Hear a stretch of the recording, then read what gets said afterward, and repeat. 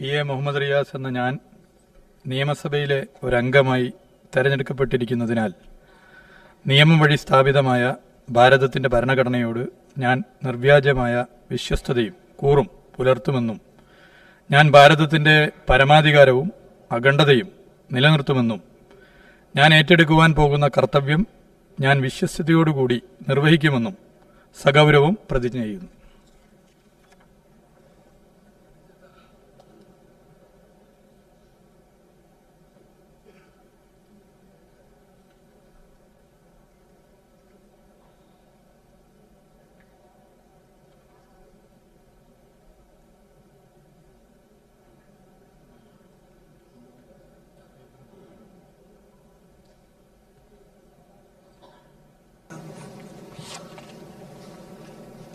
Shri Muhammad Shiyas.